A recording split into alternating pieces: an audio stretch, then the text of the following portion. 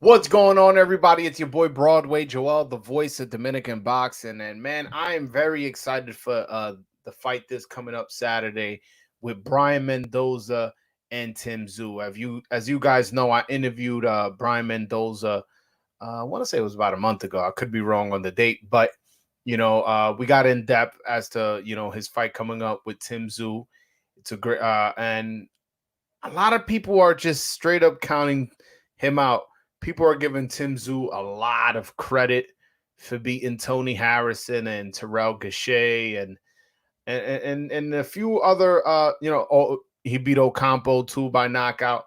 So a lot of people giving him credit and are not giving Brian Mendoza a shot, which I find surprising considering Brian Mendoza's coming off two sensational highlight reel type knockouts uh, where in both fights he was a significant underdog.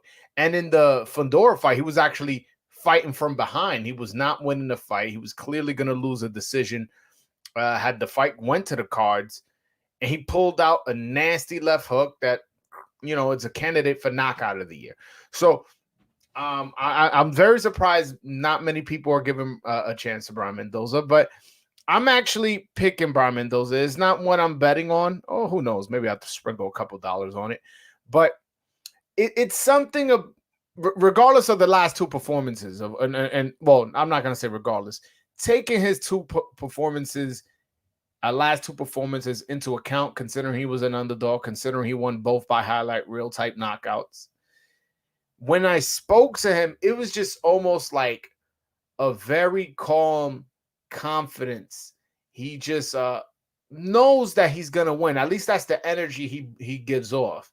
And also Tszyu, I'll be honest with you guys, and you guys may disagree, and that's fine. I haven't quite seen what everybody else sees. A lot of people saying this guy is good, really, really good. He's as good as it's gonna be better than his father. I've seen people say. I'm like, yo, listen, I don't know. Maybe he is. Maybe he is. I've been wrong before. So, there's fighters that I've looked as prospects and I'm like, maybe not. And then they develop, and there's prospects that I looked at that are going to be good, and they do develop. And not that Tszyu is a prospect, but I just haven't seen it. I think he gets hit a little too easily for somebody as resilient and as hard punching as Brian Mendoza. Brian Mendoza does have two losses on his record. One was a split decision. Another one was to Jesus Ramos. But since then, he's now been training with Ismael Salas, who's one of the best trainers in the world. Hands down, one of the best trainers in the world. I was in Las Vegas back in August, man, and seeing that dude work is like a scientist, and he really has this broken down to science. He really, really is focused on how a fighter moves and specific footworks and angles and all that. And also in my interview with Brian Mendoza, he also spoke about working with this new strength and conditioning coach called Tony Brady, how that's helped him a lot in his career. So, it's just, I think a lot of people are judging Brian Mendoza based off his losses. And even the win with Fundora, a lot of people aren't giving him too much credit because they feel like, oh, he just won because he got a lucky punch, which I don't think so. I don't think so. I think he set that that check. Nah, it wasn't a check left hook. That loopy left hook up. I think he knew exactly what he was doing and set it up and got the stoppage. And I just wanted. I remember I was watching it live. Matter of fact, I was watching it live. This was live. I remember just going, oh, as soon as the knockout happened. So this I just don't understand how somebody can get credit for that fight. I really don't. But that's boxing. Sometimes you have to go and prove it again. And that's a part of the conversation we had. Actually, a video dropped today where he says he likes being the underdog. So the fact that people are still counting him out, doesn't bother him. It actually makes him more motivated, which I like from Brian, man. I like Brian a lot, actually. We'll see. We'll see if he can pull it off. Right now, the odds are against him. Literally, I mean that because Las Vegas has him as an underdog. I haven't checked in a couple weeks, so I want to see exactly the odds they got him in. And I'll speak of the significance of this fight in a bit because he is. This is actually a unification match, and I'll get in a little into detail in a little bit. Just give me 1 second. I want to look at the odds. All right, yeah. So Tim Tszyu is minus 650, and Brian Mendoza is a plus 410. Let's see how much is it Mendoza by knockout. Wow, Mendoza by knockout is 680. So you bet $100, you'll get 680 back. And if you want to count your own 100, that's 780 back.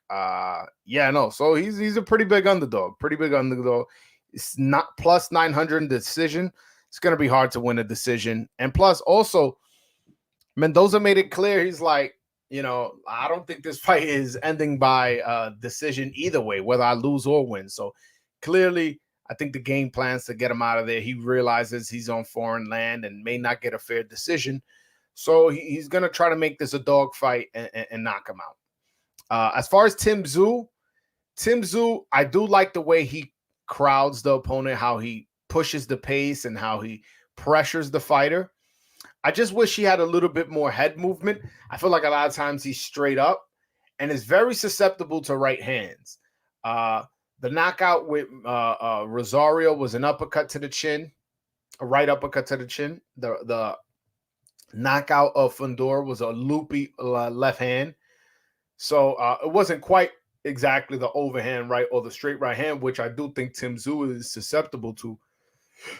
Excuse me. But Ismael Salas is a very, very talented trainer. He's very, very detailed, very analytical, very scientific. I can't see him not game planning him to throw the right hand and use all the weapons at his disposal. I've already seen him use the left hook. I already seen him use the right uppercut. Maybe in this fight, maybe Salas has Mendoza use a straight right hand. We'll see. But I like this fight from an entertainment standpoint, from an important standpoint. Tim Tszyu is the WBO champion, and he was the WBO interim. He was the mandatory for Charlo, but since Charlo decided to fight Canelo, what they did is they let Charlo keep his belt up until the fight so he could walk in as the undisputed champ. They stripped him. Now he's Tim Tszyu is the full WBO champion. Brian Mendoza is the WBC interim champion. And if you guys saw my interview with Mauricio Suleiman, he clarified that the WBC interim can be unified. So that will also be on the line. So this fight, the winner of this fight will be the WBO full champion plus the WBC interim champion while still maintaining their mandatory position for Charlo. So this is a very, very important fight for these guys. Also, on the topic of Jermell Charlo, Dan Rayfield reported that the IBF has recently ordered Jermell Charlo to make a long overdue IBF defense versus unbeaten Bakram Muratazaliev, who has already taken multiple step-aside deal. They have until November 9th to make a deal or a purse bid will be scheduled. So I'm pretty sure Charlo's going to get stripped of the IBF. And I'm not too sure what the WBC will do, to be honest with you. But my point is the person will have two belts will be Charlo's mandatory, or if the WBC eventually decides to strip Charlo, then the winner of Tszyu Mendoza is automatically a unified champion. So it's a very interesting fight from a political standpoint, from an in-the-ring standpoint. Mendoza flying over to this guy's home country, coming off highlight reel knockouts, being the big underdog, fighting Tim Tszyu, who's has power in his hands, has good reflexes, is susceptible to right hands, and both have entertaining styles. So again, I'm picking Brian Mendoza. based off Tszyu's ability to get hit a lot, and Mendoza choosing to use angles uh, against Tszyu, who's more of a straightforward kind of fighter. But again, he's a big underdog, so him losing wouldn't be a surprise.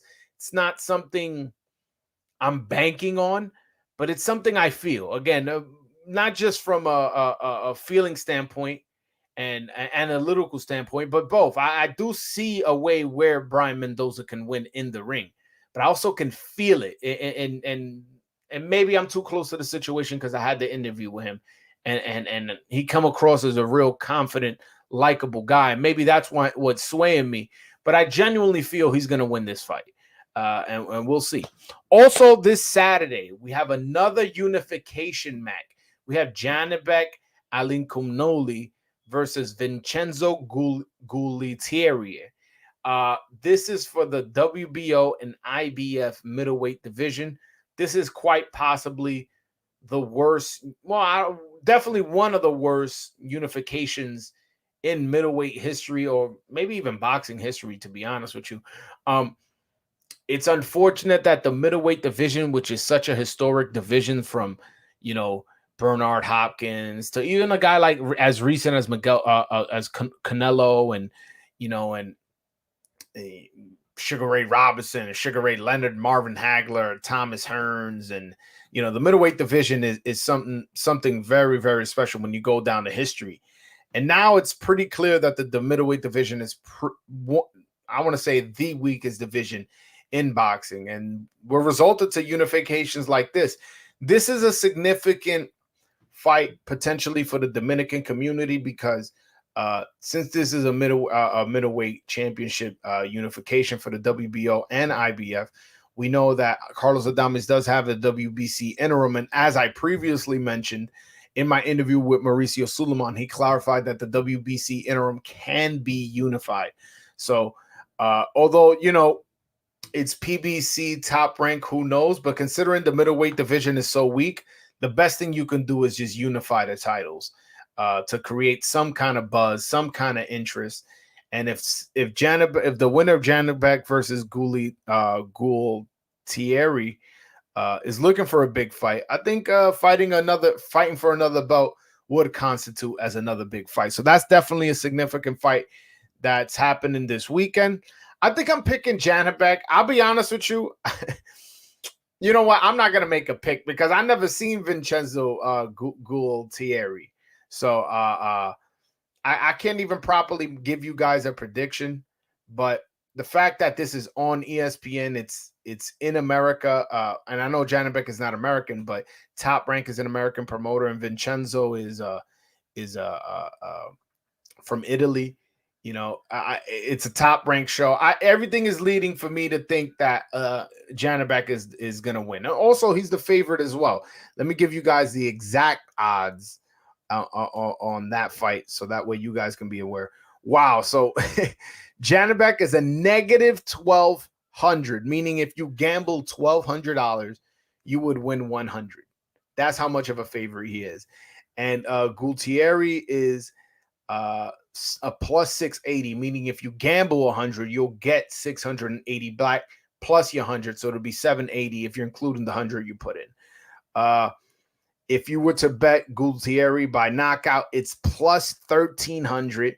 If you to bet on him by decision, it's plus 920.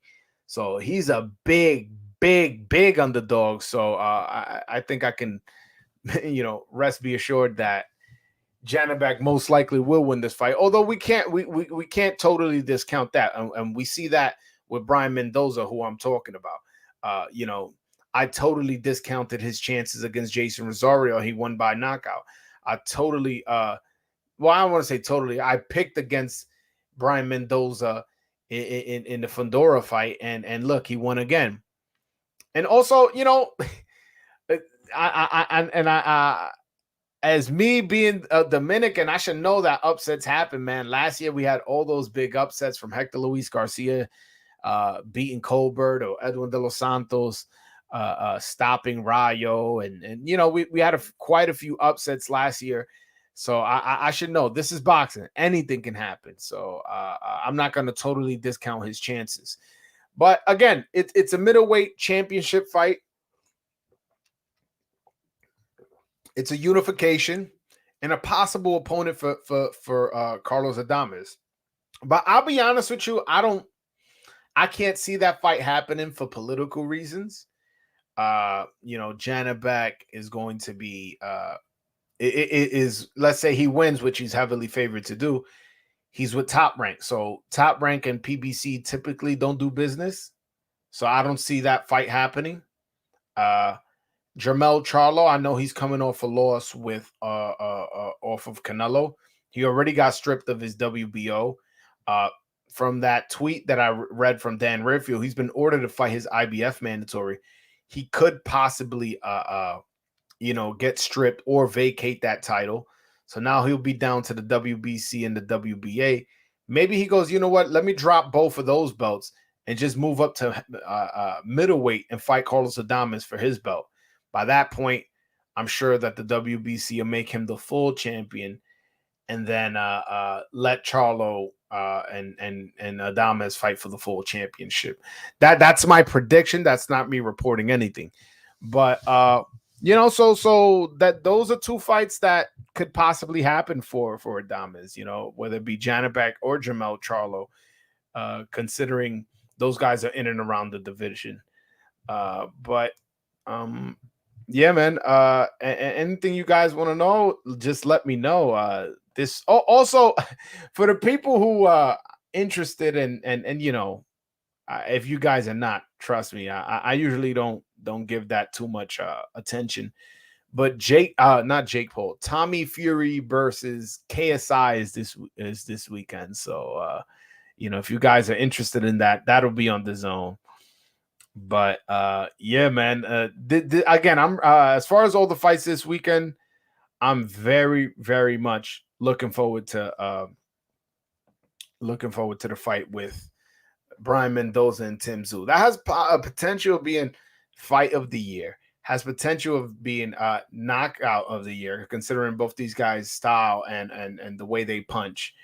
And also the winner of this has a potential to be fighter of the year. Brian Mendoza coming off a knockout upset against Fundora. He fuck around and do it again. He'll be in the running. I'm not saying he'll win, but he'll be in the running. And then you got Tszyu, who he knocked out Tony Harrison, knocked out Ocampo in one round, and then let's say, hypothetically speaking, he knocks out Brian Mendoza. He's another person that if he wins, he'll be in the running for fighter of the year. Now, I don't think either would win it. Guys like Devin Haney if he beats Regis, or even Terrence Crawford, that one win over Errol Spence may get it. Inoue if he beats Tapales, if that fight happens at the end of the year, he will have beaten Stephen Fulton and Tapales to become undisputed in 2 fights. So I don't think either guy will get it, but those guys will be in the running. Those guys will be in the running. There will be people that would be voting for one. They'll get a vote or two, the winner of this fight. So it's a pretty significant fight. I'm very, very excited. And Showtime going out with a bang. It looks like we're not going to have Showtime boxing anymore. Showtime will be out the boxing business with the exception of pay-per-views, from what I understand. And they're definitely going out with the bang. This is a very, very good junior middleweight fight that a lot of people are going to be very entertained by, whether it be by knockout, whether it be a knockout or just a war. And I think the fans are definitely going to be tuning in. All right, guys, I'm gonna give you guys a chance to hop on. I'm gonna put the link in the chat. Anybody who wants to call in, man, and ask me a question or discuss something, you're more than welcome to click that link and we could discuss it. You know what I'm saying?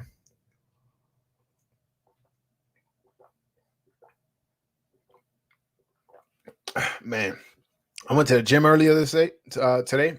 Man, I just took a big gulp of water. I'm like, man, I needed that so bad. I'm like, damn, putting in that work.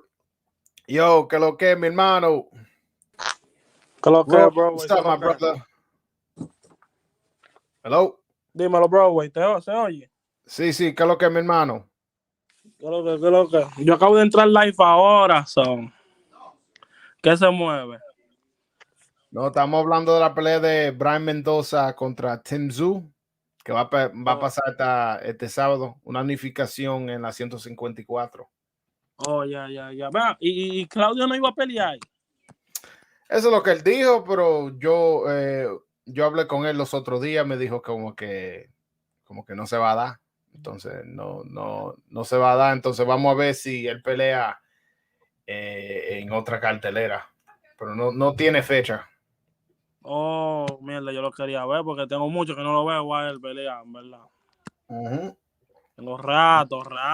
No, yo también, por eso fue que le di luz cuando yo estaba allá, le hice la entrevista, tuviste que él me cocinó y de todo. Ah, sí, el chef, el muchacho, sí, yo lo vi. Oye, ese tigre cocina bueno. Ese tigre cocina bueno, en verdad. Yo me di mi altura con él. Pero sí, yo lo quería ver. Él se estaba preparando muy fuerte allá. Él le estaba dando duro el gym con Ismael Salas.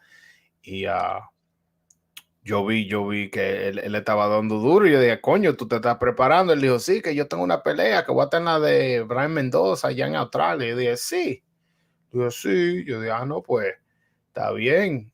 Y supuestamente iba a ser una eliminatoria, pero parece que no se dio. Exacto. Mira, y ven acá, y de Rohan Polanco, yo no he escuchado de él tampoco. El potencial, mire, yo tengo que hacer una entrevista a ese chamaco, ese de lo mío, en verdad, de lo mío personal.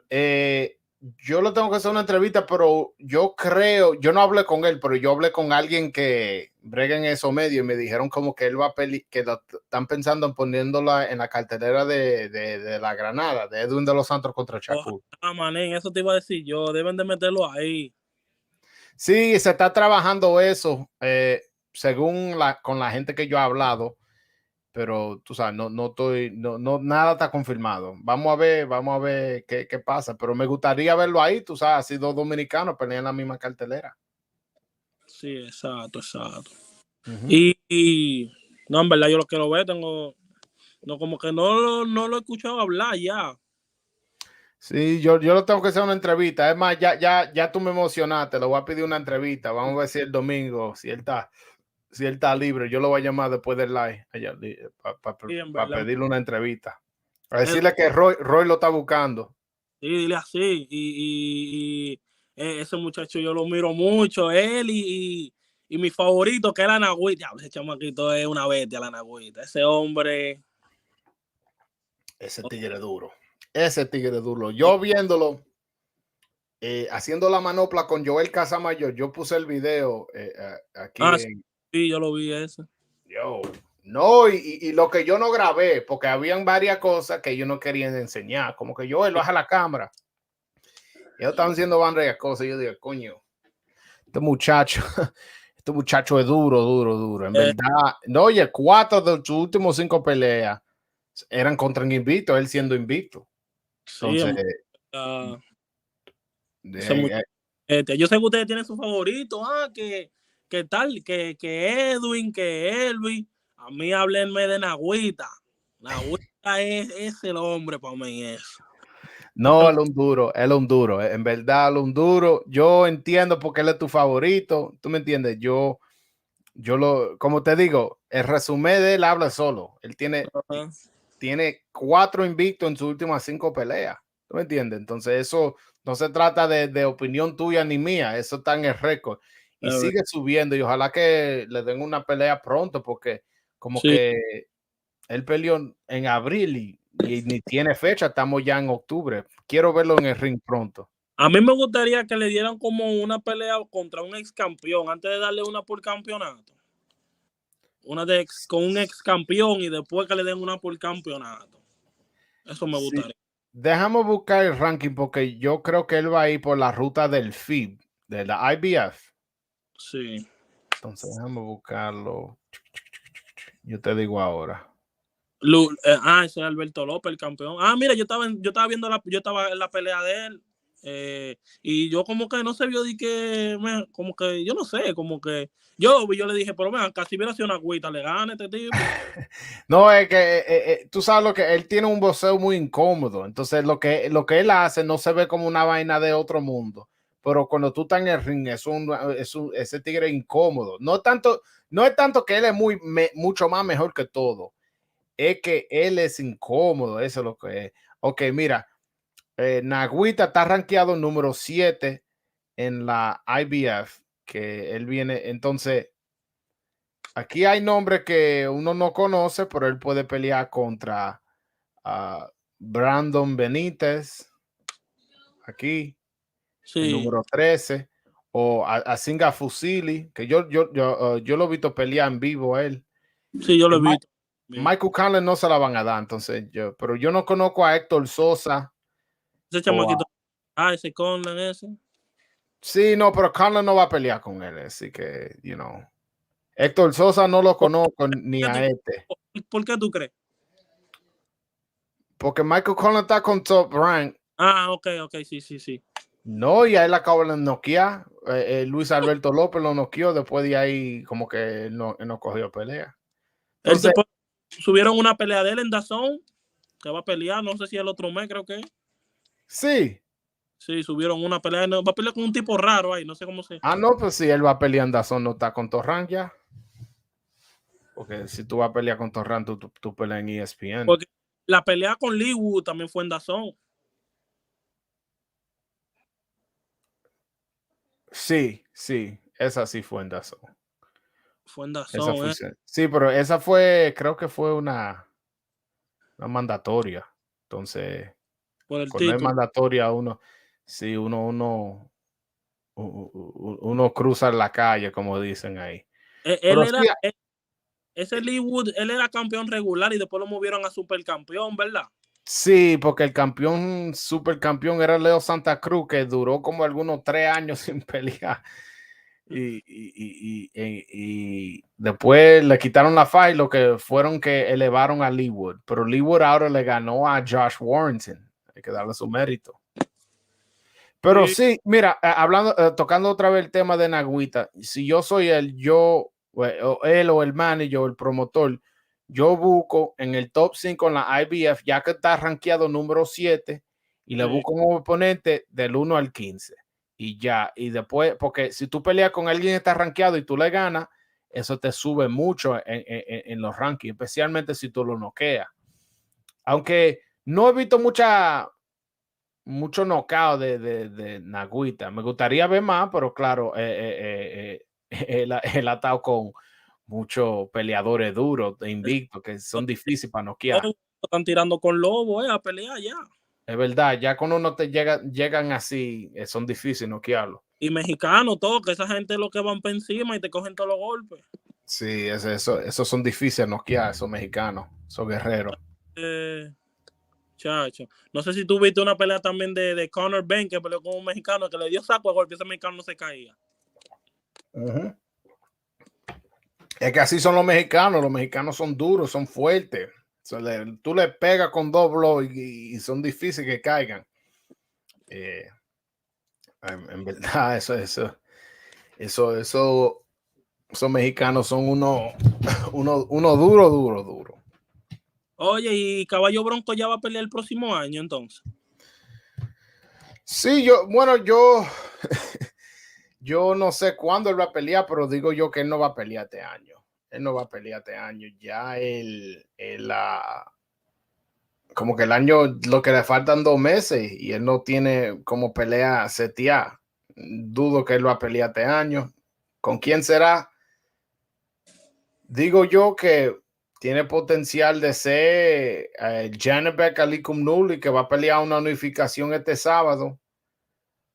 Es bueno, el ganador de esa pelea, o Gemel Chalo, el que le acaba de pelear con Canelo.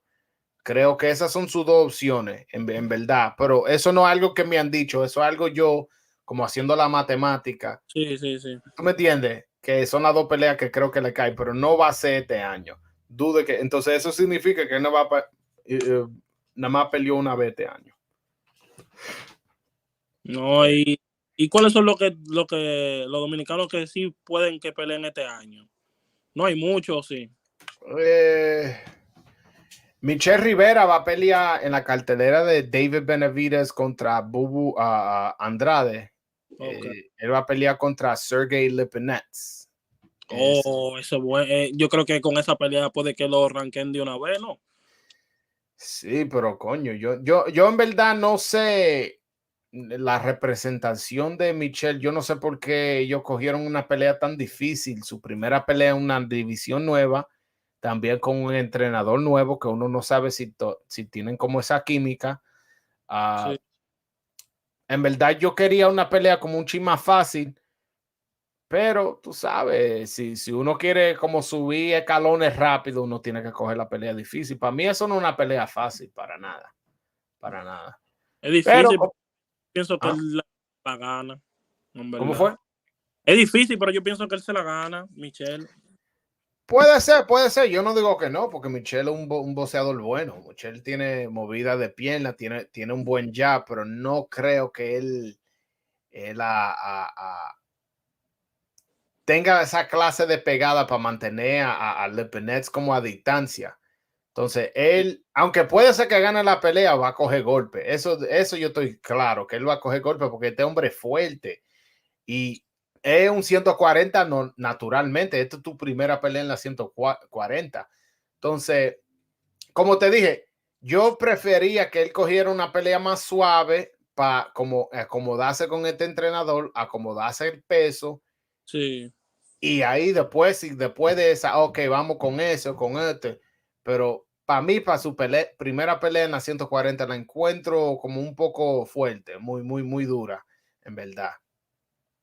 Pero como te digo, si él le gana a él, él le está diciendo al mundo, ese que el Michel Rivera que perdió contra Frank Martin, eso no fue el que entró hoy. Mira a quién yo le gané, a un ex campeón mundial, un tigre que pega duro, un tigre con mucha experiencia amateur. ¿Tú me entiendes? Él puede decir Sí. eso si le gana. Entonces, tú sabes, es como un cuchillo de doble filo. Vas a una pelea difícil, pero si tú le ganas a él, tú puedes entrar con el pecho abierto diciendo que oh, yo no peleo con un muerto, y es la verdad, eso no es un muerto, eso no es un maco, eso no es una pelea fácil. Entonces, si él le gana a él tiene eso en su resumen, pero yo, siendo como más, digo, cuidadoso, ya viniendo de una derrota, de una suspensión, de casi un año sin pelear, prefería que él cogiera una pelea más suave. ¿Tú me entiendes? Sí. No, y Lipinés que fue sustituto de Browner, ¿no? Con Figueroa. Entró y lo hizo, oye, lo Yo hizo ver casi lo mata ese día. Yo estaba allá. Esa fue la misma cartelera que Héctor Luis García y Puello ganaron su título. Sí, sí, yo me Yo acuerdo. estaba allá, él casi mata a Figueroa ese día. Lo retiró. No, lo retiró, Lo literalmente lo retiró. retiró. No, por eso digo que coño, tu primera pelea en el 140, tu pelea con este tigre como que lo veo. ¿Qué tú piensas de eso? De lo que yo estoy diciendo. No, en verdad sí. Yo pienso que él debió agarrar a un oponente como de un poquito más bajo. Pero si él cogió esa pelea, ya está bien. Porque, No, ajá, ya la cogió, olvídate de ya eso. se puede hacer. Ya que se puede hacer. Ahora es prepararse fuerte y ganarle. O Exacto. sea, y con Dios adelante, así será. Pero Porque uno nunca Michelle sabe. es más grande que él, porque Michelle es grande. Michelle es un 135 grande. En ese pedo se veía grande. Y yo pienso que él todavía es más grande que Lipiniense en la 40. No, pero Lipinesa peleó en la 147 también. Ah, sí. Él peleó contra Boots Ennis y también contra Castillo Clayton. So, Ok, ok. Sí, esa yeah. tenis yo la vi, esa. Yo la vi. Coño, Ennis casi lo mata ahí. No, es que tú sabes que ni otra vaina ese hombre. No, ese tigre es el diablo, ese tigre es el diablo. Él ha hecho mucho sparring con Eury Cedeño, Oh, sí. que va a pelear va a pelear pronto Eury. Tengo noticia ahí que desde que me den el ok lo va a reportar. No, ese Butsen es el diablo. Yo me gustaría verlo contra Crawford, pero yo entiendo el sentido que Crawford dice como que él no gana nada con pelearlo, con pelear con él. Yo entiendo, pero tú sabes cómo es la Me vaina. gustaría verlo a él con Stanionis. Uf, sería una guerra, en verdad. Una guerra. En verdad, Eh, estaría bueno. También, yo estoy de acuerdo. Yo coño, ¿tú sabes quién me quilla? Virgil Ortiz, man. Sí, se sigue lesionando, yo no sé por qué. Diablo, él tiene que subir a las 160 ya. Deja eso olvídate de 54, sube de 147 a 160, porque el problema de él es hacer peso. Tiene rato ya que no pelea él. Tiene rato. No, coño, que se sigue lesionando, pero ese chamaquito en verdad, y mucha gente no están de acuerdo conmigo. Yo pensaba que él le ganaba a Boots. Ortiz.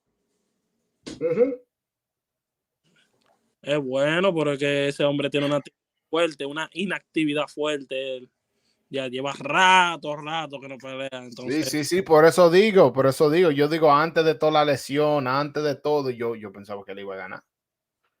Yo digo, si esos dos lo tiran ahí en el ring, yo cojo a Ortiz. sí.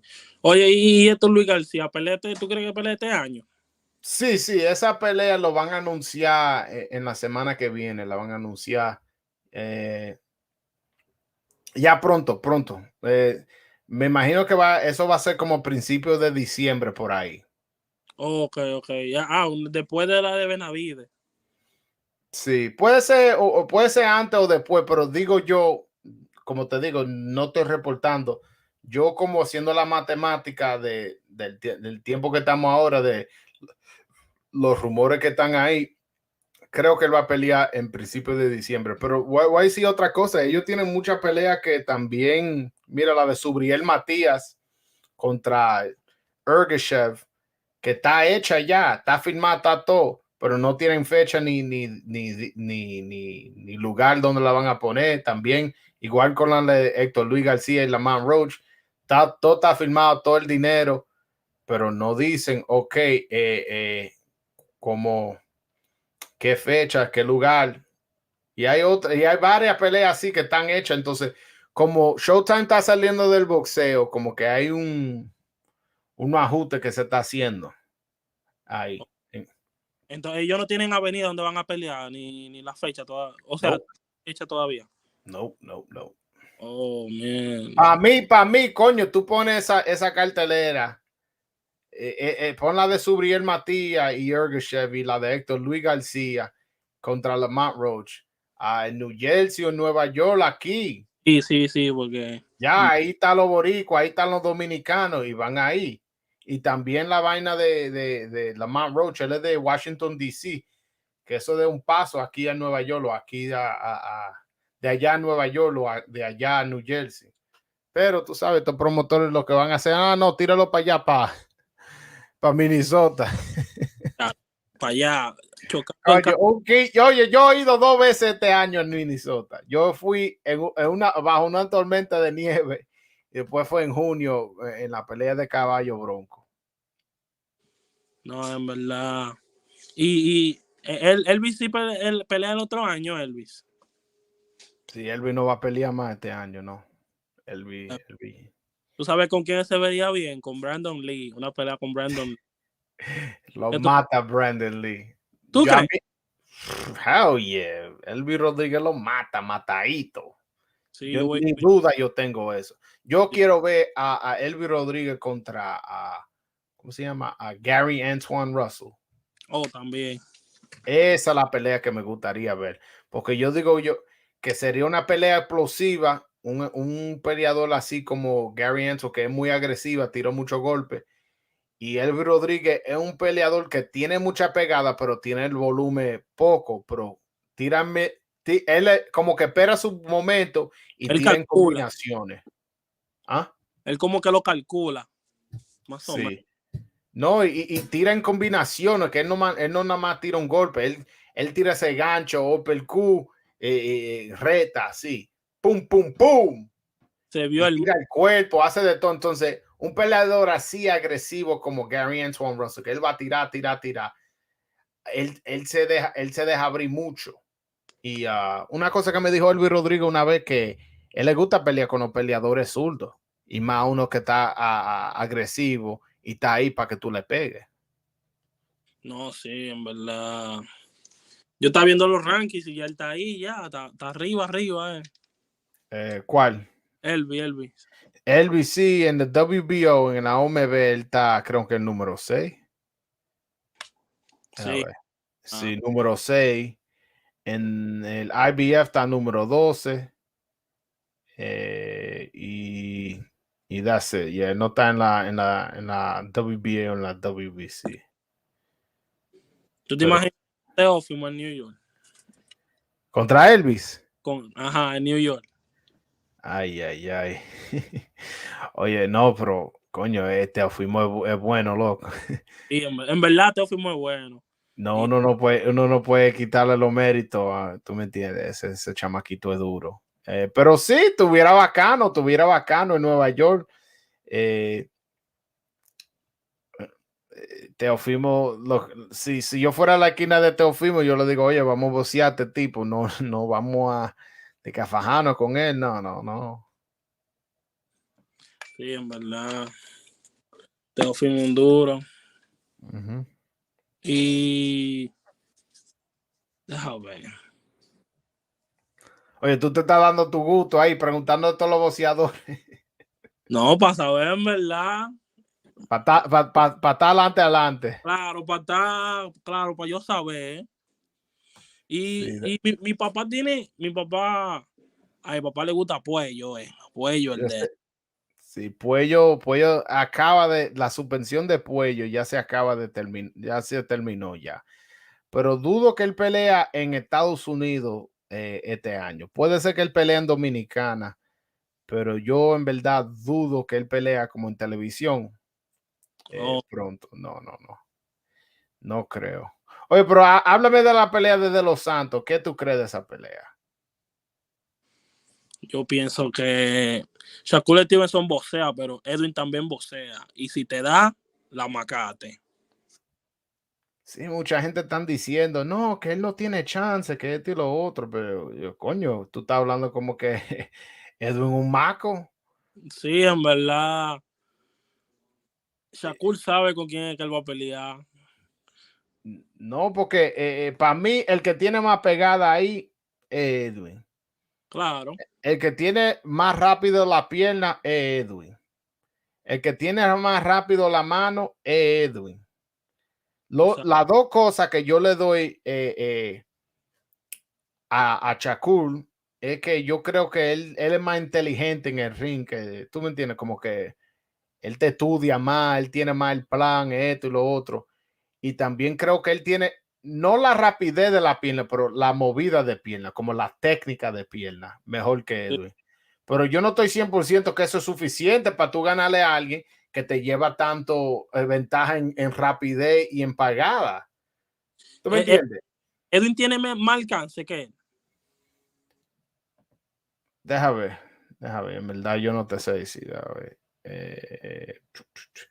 Edwin tiene 70 pulgadas y Shakur tiene 68. Así que le lleva 2 pulgadas, que no es, en verdad, ya cuando es 2 pulgadas, sí, no es, No es mucho. no es mucho, 2 pulgadas, porque lo que ellos están midiendo es cuando uno hace así, cuando uno abre los brazos, así, como de mano a mano. Ok. Te miden la espalda y todo, entonces 2 pulgadas, vamos a poner 1 pulgada por brazo, ¿qué eso va a hacer? ¿Tú me entiendes? Ahora, si fueran 7, 6, uno dice, coño, le lleva mucho.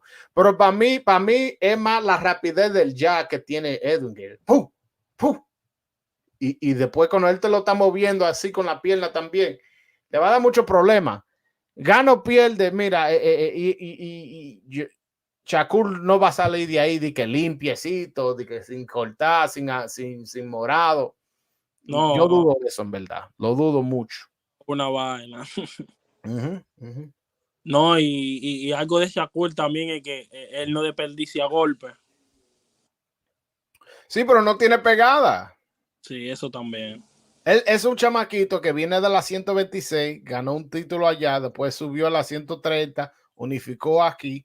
Ahora esta es su segunda pelea en 135. Entonces, si tú no estabas pegando la 126, ¿qué tú vas a hacer en la 135? Especialmente sabiendo que tú vas a tener mucho cuidado con un tipo que pega más que tú. ¿Tú me entiendes? Exacto. Voy a decir, coño, no, con este hay que yo no puedo decir de que, no, yo voy a ir a noquearlo, porque puede ser que tú estés ganando la pelea y tú lastimes a Edwin, coño, lo voy a parar y ¡pum! Y te ponga a dormir. Entonces, él tiene que tener cuidado. ¿Tú vas a ir para allá, no? ¿Tú tienes planes No, a Vega? no creo, en verdad no creo que voy. No creo que voy. Va a No estar bueno creo. Sí, sí, sí. esa pelea. Nada No, más no. falta que arrojan ahí en la cartelera, en verdad. Vamos a ver, vamos a ver. Uno nunca sabe, ¿tú me entiendes? Puede ser. Como te dije, yo voy a ver cuando lo tiro otra vez en el programa para hacerle una entrevista. Sí, sí, sí. A Es que, ver si él me da luz, que lo que es. y el dominicano que vive en Puerto Rico, ¿cómo él se llama, verdad?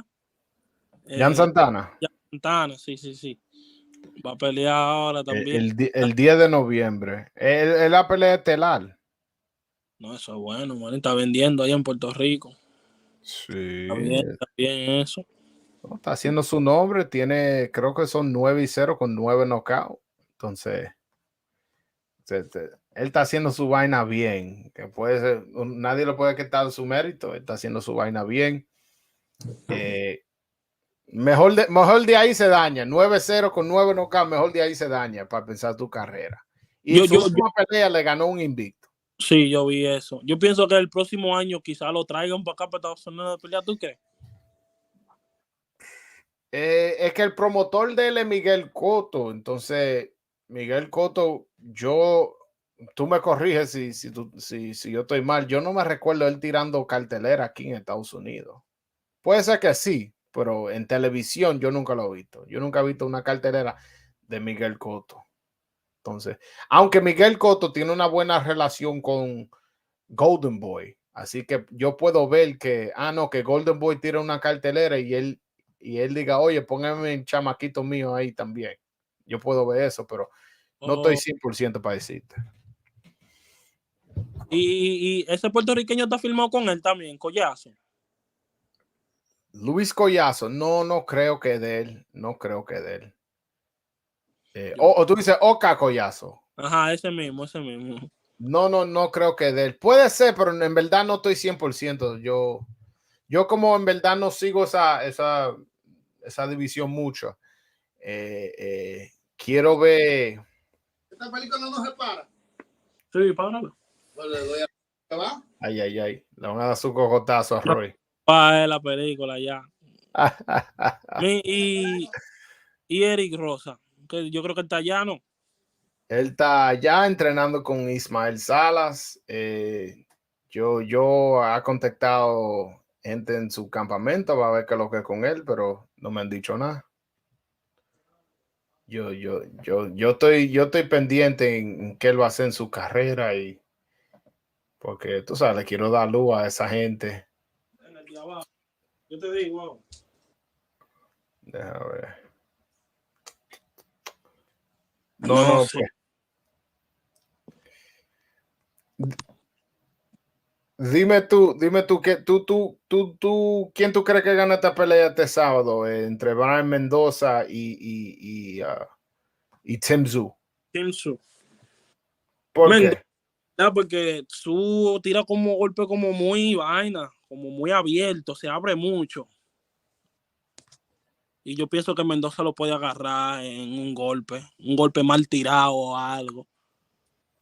No, pues tú lo ves así como yo. Sí, porque Mendoza se ha visto, él ha demostrado en su pelea que él es buen counterpuncher. Sí, no, y pega duro. Su Sí. entonces, los knockouts que él ha hecho en su última par de peleas son knockouts que uno dice, coño, ¿quién es este? ¿Tú me entiendes? No son knockouts, no, que un knockout que cualquiera hace, son knockouts increíbles. Sí, yo vi la pelea de él con Banana, yo no sabía quién era, y cuando yo lo vi, yo dije, wow, me sentí mal por Banana, pero Claro. yo dije, mierda. Y después a Fundora le dio ese golpe que, oye, ese hombre cayó como una varilla. No, y a mí lo que como que me impresionó, como que las piernas de él como que se paralizaron. Él estaba como intentando pararse, después le dijo al referí, no puedo. Como una puerta, cuando tú tumbas una puerta así, que se cae. Oh, man. Ese fue un knockout feo. Sí. Y muy impresionante ese knockout. Y entonces, mucha gente están diciendo que él no va a ganar, que él no tiene chance, que lo van a noquear. Y yo digo, coño, ¿qué es que yo no estoy viendo? Porque este chamaquito es bueno. ¿Tú me entiendes? Eso son la gente. Aunque Tszyu sí ha estado bien activo, pero Mendoza, yo pienso que Mendoza lo va a agarrar con un golpe a él. No, y Mendoza está allá. Él ha hecho mucho sparring con Caleb Plant y él entrena en el gimnasio de Ismael Salas. Oye, ese gimnasio está lleno de estrellas, loco. Lleno. Allá entrena casi todos los dominicanos ahora. Ya está Carlos Adame, Alberto Puello, Claudio Marrero, Mini Paman. Y ahí los cubanos así, Erilandi Lara, Robesi Ramírez, Joelvis Gómez, el venezolano Gabriel Maestre, el heavyweight Joe Joyce, Kazuto Yoka, Brian Mendoza. Entonces, esos son los nombres que están allá. ¿Tú me entiendes? Que allá Jorge Linares, allá casi no hay maco. Allá hay ese gimnasio. Cuando tú entras ahí, tú sabes que tú estás en uno de los mejores gimnasios en el mundo. Sí. Yo pienso que Jorge Linares se atreve a ganar la pelea que él tiene ahora también. No. ¿Tú no crees? No. Yo lo vi haciendo sparring allá cuando yo fui para allá. Él no le gana a ese tipo. Ese Jack Catterall, ese chamaquito tiene muy buena movida de pierna y de cabeza. Él tiene mucha defensa. Es lo único que tiene como que trabajar la condición de él, pero ese tipo es duro, durísimo. Bueno, uno nunca sabe, quién sabe. No, eso sí es verdad, uno nunca sabe, pero yo no creo. Hay que ver. Pero yo pienso que va a estar buena esa pelea. No, yo no. Yo creo que Jack Carroll se lo va a ganar fácil. Cuidado si no lo noquea. Cuidado. No, porque Jorge Linares coge. ¿Qué coge qué? No, porque a ese lo noquean facilísimo. no, él le dio su golpe a Heining. Eso fue un round que él lo lastimó y ya. Tú le estás dando demasiado crédito. Puede ser también. Demasiado crédito a ese. Porque a él le llegó un golpe. Lo lastimó al fin del round y ya. Y no fue que él lo lastimó, sí, pero no fue que lo lastimó de una manera como que, wow, casi lo mata. Es lo que sí, lo temblequeó y ya. La gente lo quieren poner como que él hizo algo. ¿Y qué tú crees de Eric Rosa? ¿Tú crees que él pelea este año o el otro también? Sí, él va a pelear este año por el título. Oh, qué bueno. ¿Aquí en los Estados Unidos? Sí. Y antes de todo esto de Showtime, había rumores que él iba a pelear por, escúchame, en televisión, en Showtime, pero parece que con la vaina de Showtime que va a dejar el boxeo y vaina, ¿tú me entiendes? Mill City Boxing, what's up, brother? Dime a ver, ¿qué es lo que? What's up, my man? Oye, Roy, déjame dejarte, mi hermano. Está todo, gracias por tenerme. No, de nada, tú sabes que tú estás siempre bienvenido aquí. Dale, gracias. Okay. Yo, Mill City, man, I'm about to throw the link in the chat, man. Hop on with me for 10 minutes or something. I'm about to end it anyways, so Hop on for 10 minutes, bro. Chop it up with me. Click that link. Click that link. Hold it. Yeah, man. But getting back to the topic of the show. I know, I have my Dominican hop in. You know me, talk Dominican boxing. I gotta fill you guys in. And he asked a lot of good questions. So for y'all Dominican fans who were curious as to who's gonna fight who and when and where and what's the situation, you guys got a lot of answers. So he definitely asked a lot of good questions. This Saturday, man, who are y'all picking, by the way? Put in the comment section who y'all picking, Brian Mendoza or Tszyu. I want to know. Give me 1 second.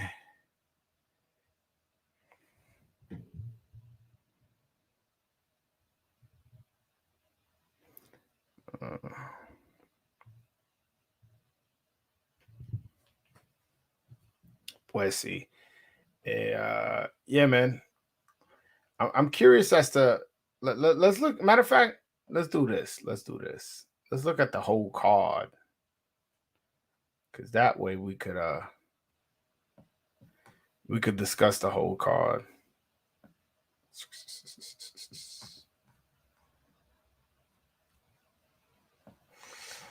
All right, boom. All right, here we go. Tszyu. I don't think there's anybody. I think Sam Goodman is on that undercard. So he's actually somebody who. Oh, all right, hold on. I got my man Mill City Boxing. One of the hardest working people in boxing. What's going on, my man? Dímelo. What's up, man? Am I talking to the voice of Dominican boxing right now? Yes, believe it or not, you don't have to pinch yourself. This is the true thing happening.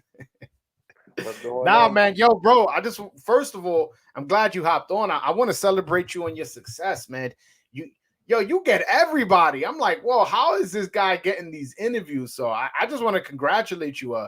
You get a lot of good people. How do you do it? I have trouble sometimes getting these guys, and it seems like you don't. I gotta thank God, man. I really do. I gotta thank God. There's no special effects here. Yeah, I think that people checked out the platform, wanted to get into it and be involved in it, and I think it's just like, I don't want to say monkey see, monkey do, but it was just one of those things like, I think it's cool to chop it up with the kid, and we make sense. Okay, so you just reach out to these guys on social media and they respond, or what's your method of getting these people on? Because you don't only get on fighters, you get on trainers and a lot of important people. What I've been blessed upon is, like, I've started with like smaller guys that weren't on TV or they were on undercards, and then from there I started getting a couple legends like James Toney, Buddy McGirt, Shannon Briggs, and then some of the fighters started seeing that some of the legends were on. Next thing you know, a month goes by, I got Roy Jones, and then people started to like refer, like others was like, hey, can you interview my guy? Like even you, I remember who did I interview that you hooked me up with? Edwin? No, Elvis. But even Maria was like, hey, I could get you Elvis, and I reached out to her, but then you reached out kind of around the same time. Freddie Roach was in my area at the time when that was all out. But yeah, it's been a very beautiful journey, I would have to say. Yeah, how long ago you started? And no disrespect, I kind of just found you out this year. Not trying to play you or nothing like that. I just really did you just start recently, or you've been at the 8 months ago? Yeah. All right. I knew I wasn't bugging. I'm like, it feel like you just popped out of nowhere, and man, you getting all these good interviews, and I'm like, whoa, like this guy's really, really connected, really putting in the legwork. So I was curious as to how you're doing it. By the way, his channel is Mill City Boxing. for those of you watching this, I'm telling you, you guys are probably like, oh, he never interviewed X person or Y person. He has, from Shakur to Teofimo's dad to Roy Jones and Shannon Briggs and Brian Mendoza and Elvis Rodriguez and Freddie Roach and just a bunch of these guys. So he's really pumping out content, great content too. So definitely go check out his channel, Mill City Boxing. Every Sunday, my co-host is Zab Judah as well. Oh, so, shout out to Zab Judah, Brooklyn boy. That's I used, it's funny. I trained at his father's gym for a little bit in Brooklyn. But he no longer has the gym, but I trained there before. My brother sparred there one time. We used to train at some gym in Queens, and we went to Brooklyn because we from Brooklyn, but we was training in Queens, and we went to Brooklyn, and this is our neighborhood, but a different part of our neighborhood. So they looking at us. They don't know none of us. They're looking at us like some dudes from Queens going to Brooklyn. And my brother wasn't even supposed to spar, but there was a heavyweight there. My brother's a heavyweight. And the heavyweight was like, yo, damn, you ain't bring no heavyweights for me. And he looked at my brother kind of like, it wasn't a friendly environment. I'll just say like that. It was definitely there. We're looking at us guys like food. We was like, all right. So they threw my brother in. My brother beat the shit out of dude the first round. Second round, the dude threw an overhand right. My brother slipped and caught him with an uppercut. And when he caught him with an uppercut, the guy fell. But it wasn't even like a big uppercut. The guy, when he swung, he dislocated his shoulder or something like that. And we saw him like 2 months later at an amateur event, and he had the big like cast on it and stuff like that. I don't know why I just shared that story, but you brought up Zab Judah. It made me remember that. So Zab Judah. You know what's funny? I'll bring up another Zab Judah story. I saw him spar Daniel Jacobs back when Daniel Jacobs was still an amateur. My father, he had a fighter training in Gleason's gym. My father was a boxing manager. And he took me there, and then I'm like, he's like, oh, that's Zab Judah sparring. I'm like, all right. And I was like, damn, who's this kid? Danny Jacobs was good. And my dad was like, oh, he's going to win a gold medal one day. And that was like, because I don't know if you remember back at that time, Daniel Jacobs was like a big amateur. Yep. So I was like, oh, okay. I met him. And then after that, I started doing my research, and I was like, oh, shit, that's Daniel Jacobs. And I literally seen Daniel Jacobs' whole career from amateur all the way to the pros. That's awesome. Yeah. How is it like, doing what you're doing as far as when it comes to boxing media in New York City? I'll be honest with you, I haven't tapped into the New York City market like that. I haven't made those connections.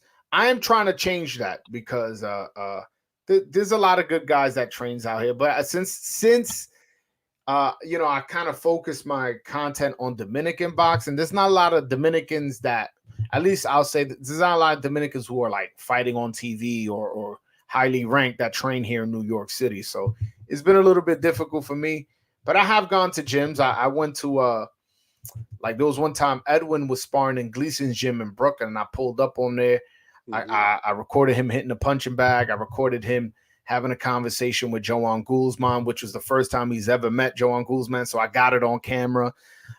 So I went to the gym there. And there was another time I went to go to Cops and Kids in Brooklyn. That's where Colbert trains and a few other guys. I went on a Friday, but they are closed on Fridays for whatever reason. So so I was like, oh man. Is Andre doing his camp there? I don't know. I saw Andre on like somebody's YouTube channel, I don't know who, and he was training in Cops and Kids, but I'm not 100% sure. And also I'm not 100% sure Andre Rozier is not training him. Are you aware of that? Oh no, I know he's working with him in this camp. Oh, he as an assistant trainer or as a head trainer? I'm pretty sure as an assistant. I don't think Demetrius would do that to his pops like that.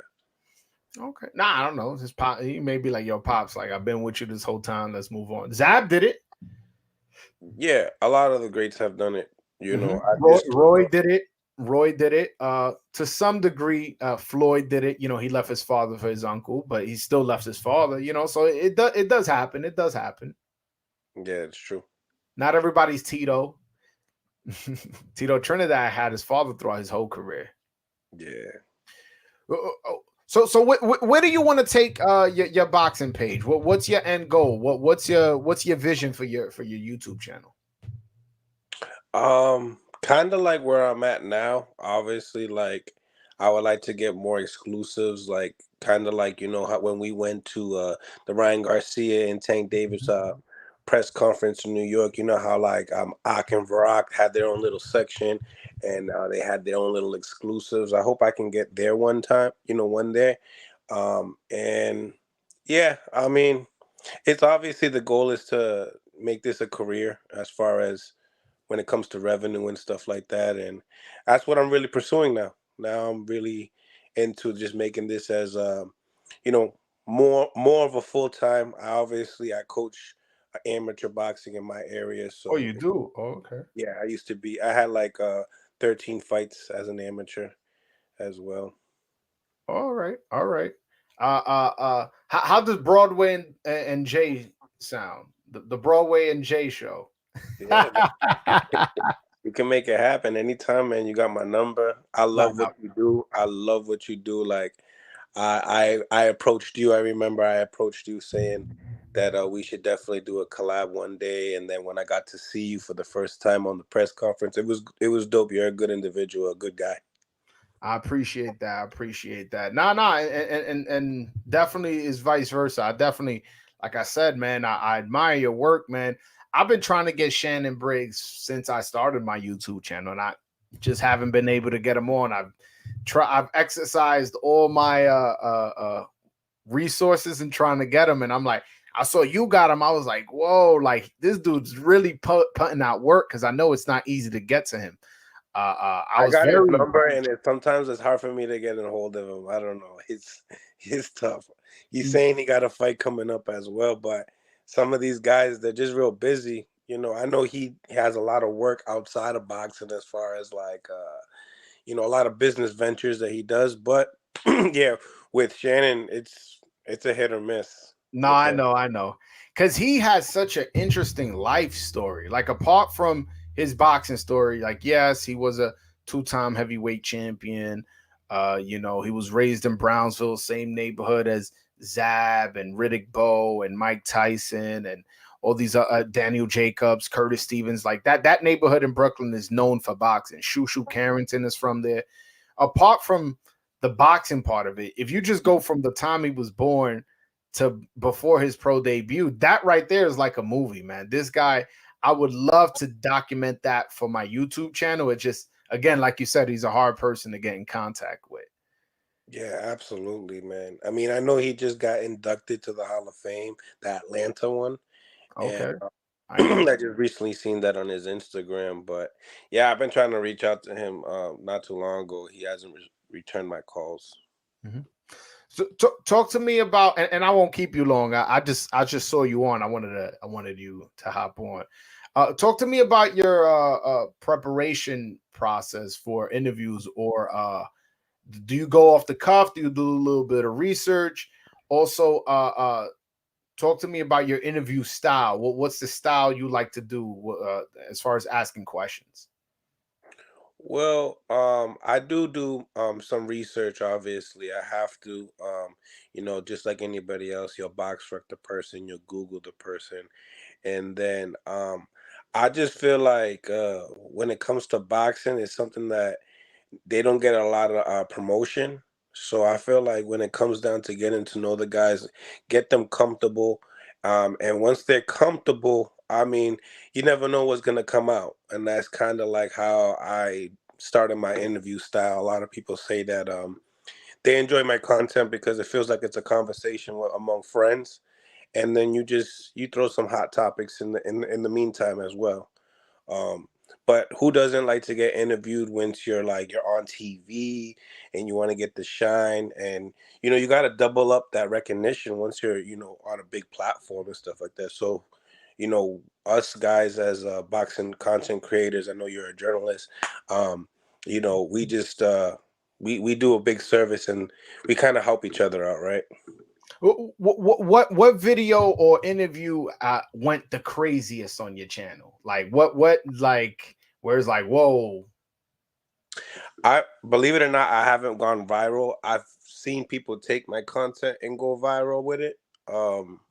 But as far as numbers, I would have to say like Zab Judah. I did one with him that went like 100K plus, and then same thing with Calvin Ford, Javante Davis's coach, kind of went pretty good for me. 100 plus, like those are the 100 pluses and stuff like that. Got a few 90s and stuff like that, but Yo, bro, you talking like that's regular shit. Like, yeah, just a few 90s. Like, no, that's I'm very I'm good, man. happy. I'm happy. Like, don't get it twisted. Like, I get really happy when I get there, when I hit there. I wish it could be more often. Nah, man. Listen, man. Just know that, like, from my end, man, what I see what you doing, man, is definitely good for the sport. I'm definitely happy to see you growing. I'm glad that I didn't just that you haven't been doing this for 10 years and I found out about you this year. I'm glad that I found out about you this year, which is the year you started. I'll ask 2-3 more questions and then I'll let you go because again, I don't want to hold you up too much. No Would you problem. I'm ever? waiting on an interview, but no problem. Oh, okay. I know you live in Massachusetts. Would you ever consider moving to like Las Vegas, Los Angeles, New York to like pursue this career a little bit more? Yeah, so that being said, like, Zab and I, we wanted to take our podcast on Sundays to the next level, and he lives in LA, and that was definitely a topic of discussion. You know, Box Raw, called me up one time, and they pursued on wanting a partnership. Who? Box Raw. Oh, Box Raw. Yeah. The Yeah. clothing brand. Yeah. And Everlast as well. But I have a girlfriend, we have a house, and to make that transition, I haven't made enough revenue to want to take that leap. I want to be able to, have her that she doesn't have to work anymore. And once I get there, then I think I can start thinking about like moving to Vegas. But I think I need to start taking some more plane trips, now, and start investing into the channel a little bit more this year and next year. That it's crazy you talk the way you're talking, bro. I'm in the exact same scenario. Everything you just said, man. I want to move to Las Vegas specifically. You've been to Las Vegas since you started this boxing journey. You've been to Las Vegas. I have never went to Las Vegas. Period, bro. Next time I go to Vegas, I'm gonna let you know so you could come with me and I can take you to the gyms with me.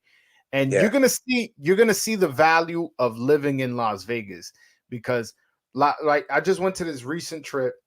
I stopped at Top Rank's gym. Unfortunately, I went to Top Rank gym at the wrong time.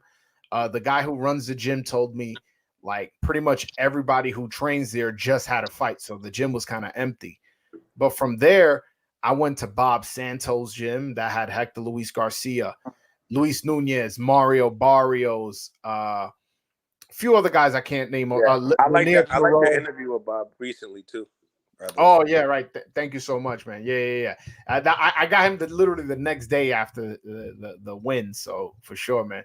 But yeah. So I went to Bob's gym. Then the next day I went to Ismael Sala's gym. I had Alberto Puello was there, Gabriel Maestre, Jorge Linares, Claudio Marrero, Joelvis Gomez, and then the people I'm about to mention weren't there, but they trained there.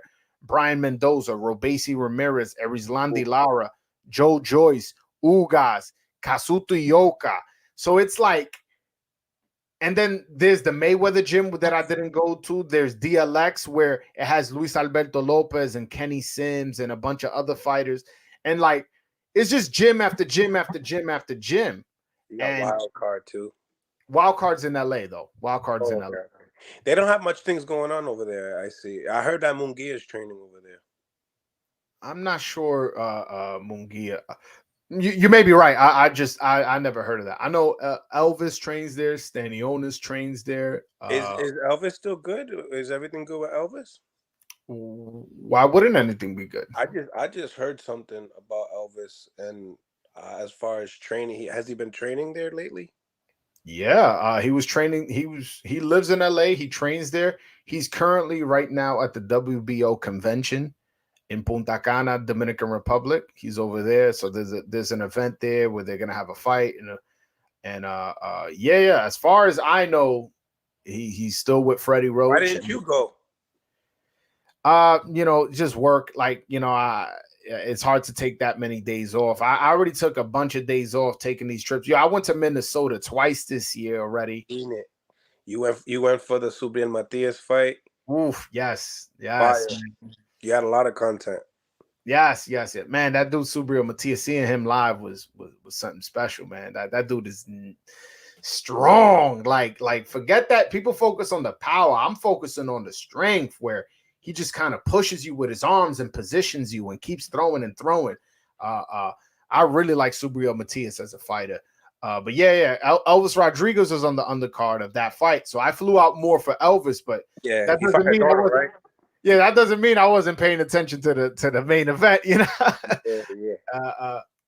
But yeah, I went to that fight, and then I also went to the Carlos Adames J-Rock fight. I went for that fight to Minnesota. I've been to a few fights this year, but those are the two in Minnesota that I went to.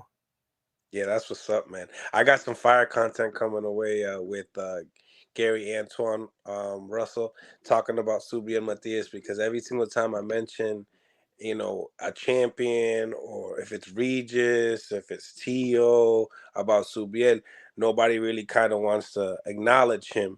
Mm-hmm. And this time with Gary, I kind of got under his skin, because I think he must have heard the name over and over and over, and it's his side of the street.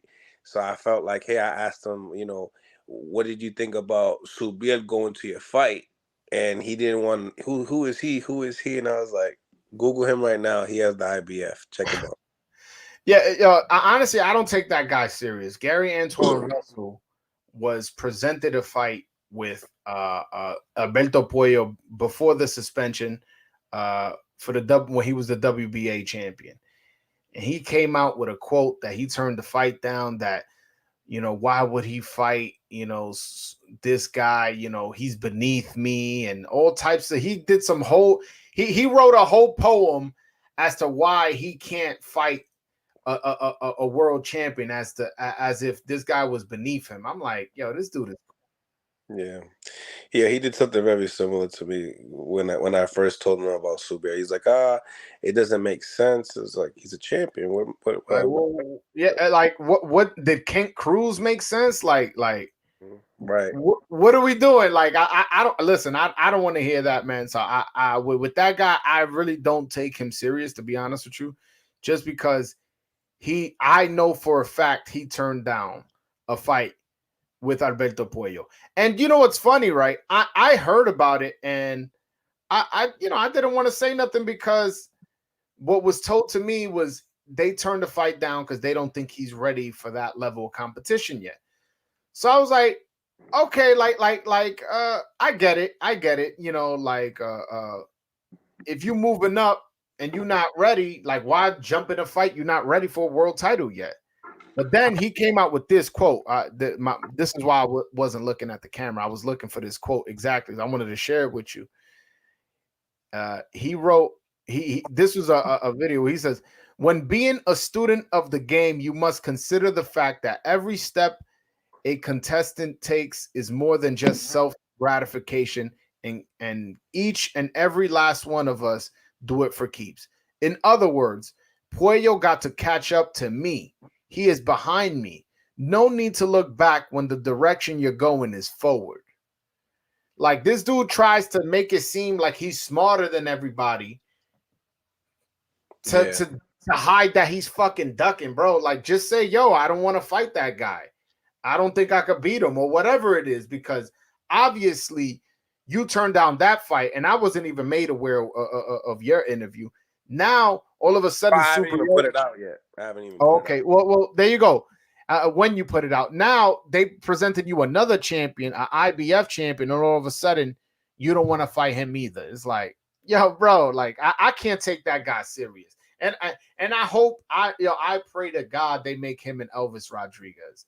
Elvis Rodriguez and knock his head now off. Like he'll knock him out. I'm willing to bet whatever. Like yes. I'm super confident, super duper confident. And Subriel Matias will crush that kid. Super is different. I know. I was there live. By the way, you been to one of these fights live as media yet? No, I haven't. Dude, come on, man. You slacking, bro. You got to get on that. You got to get on that. I'm going to hook you up. You know how to get credentials or apply for them and all that?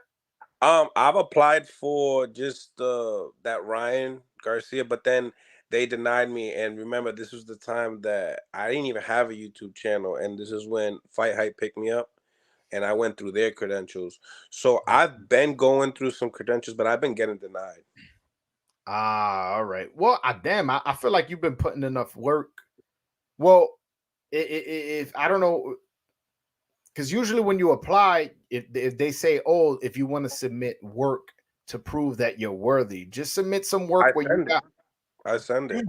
Bro, even for I wanted to go through Mayan, and I sent them my interview with Calvin Ford for the Ryan Garcia press conference and Tank, and they still I'm like, damn, this is the coach, and I'm constantly talking to them every other week, but yeah, I think the first thing I talked to, I think it was Kenny or Ken. Yeah, I know who you're talking about. And he told me that my numbers ain't high enough or whatever, so. This is back when I had 6,000 subscribers. I'm climbing up to 13. I don't know. I talked to a couple guys. They say that's not enough. They think that more like 50 is enough. Or I got to go another route by when Showtime is doing press conference, make sure that I attend those as much. That's what he told me. So no, that is true. That is true. Making your presence known on those conference calls and asking good questions that get good answers leads them to be like, wait a minute, this guy, maybe his numbers ain't like that, but look what he's doing. That's kind of what happened with me. At first, people just kind of thought that I was just this, how do I say, like a fanboy and all that.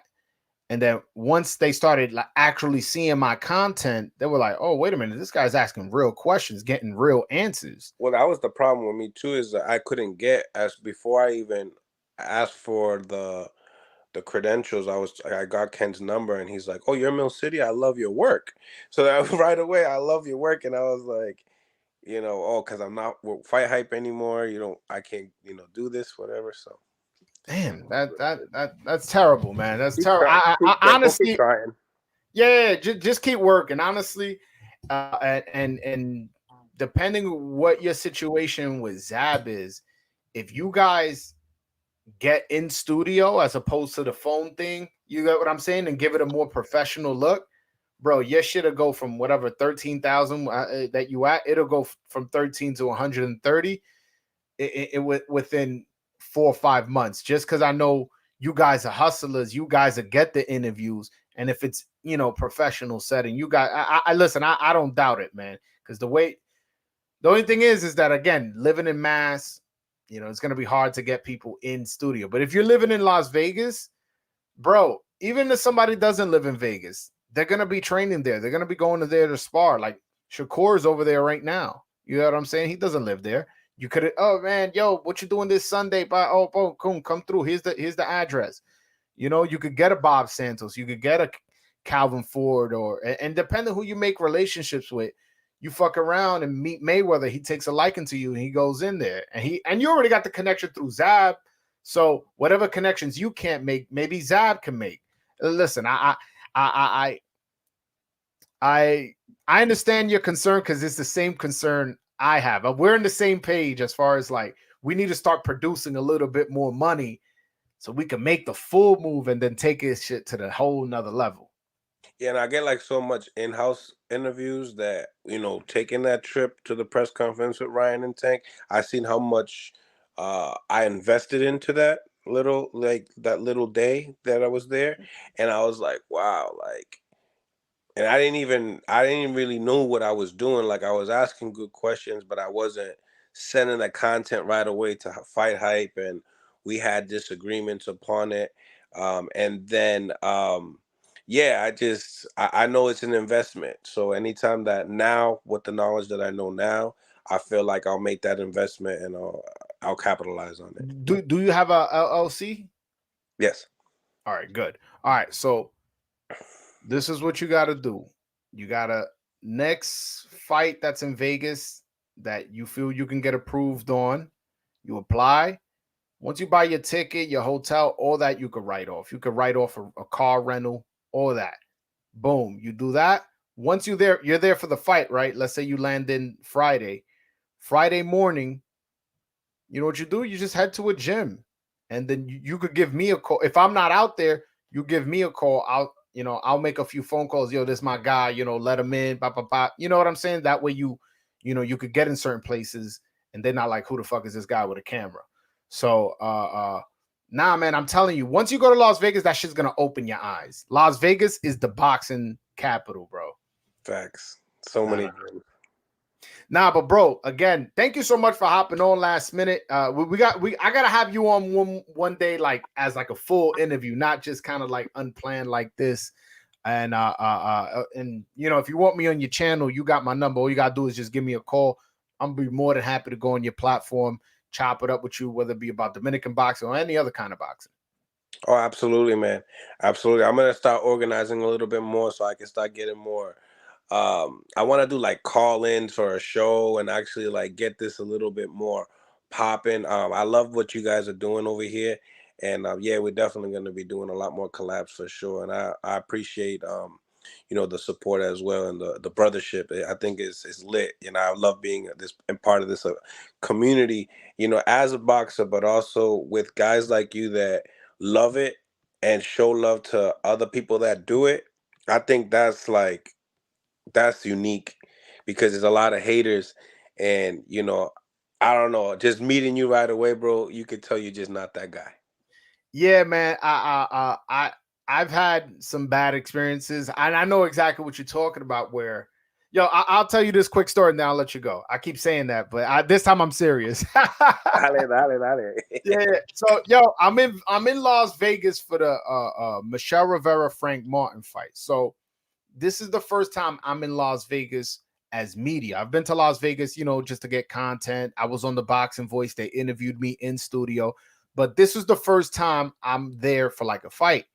So there's a lot of like big, Fight Heights there, Fight Hub, and all these other big platforms are there. So, I'm shaking hands, making sure I'm making my presence known. I'm introducing myself to people who don't know who I am.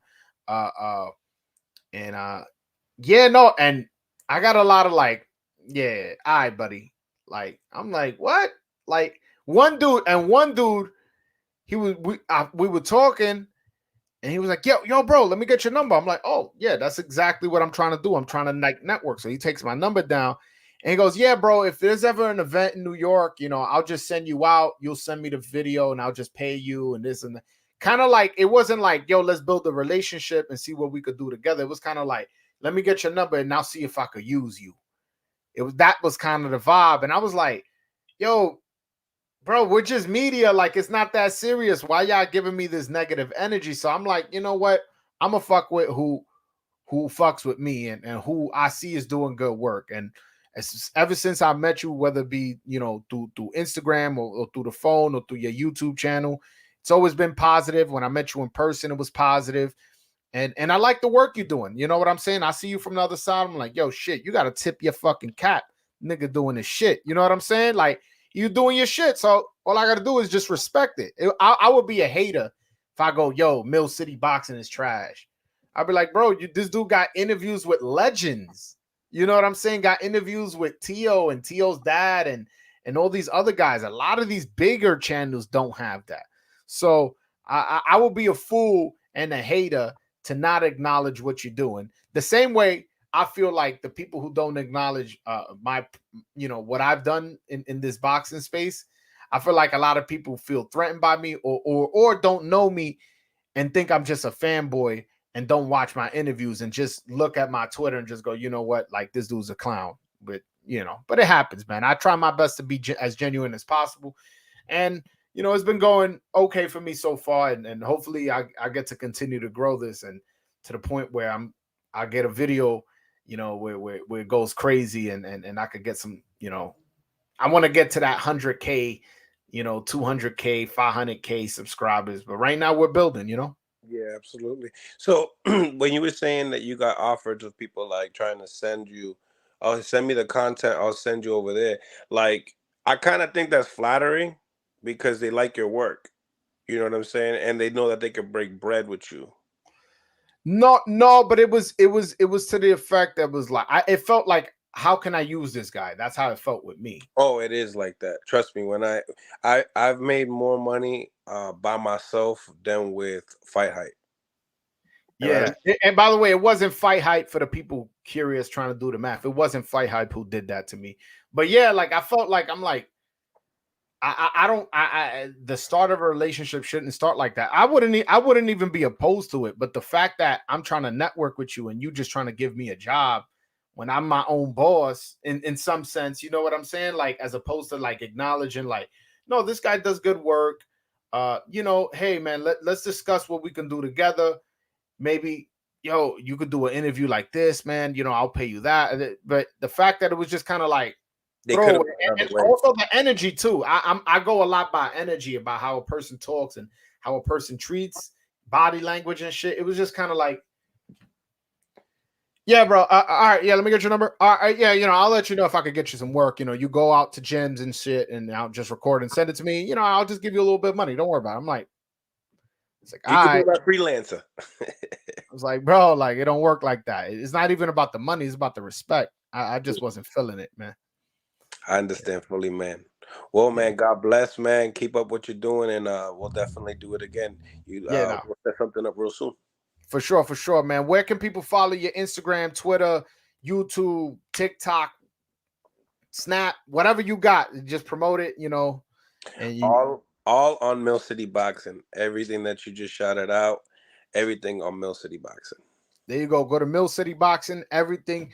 Go follow, go subscribe, and definitely go support, man. All right, man. Appreciate you, Joel. Anytime, my man. All right, guys. That's Mill City Boxing. Make sure y'all hit that like and subscribe button. If you want a Dominican boxing shirt, go to BroadwayJoel.com. Go buy one. Go support the movement. And I appreciate you guys. Until next time. Peace.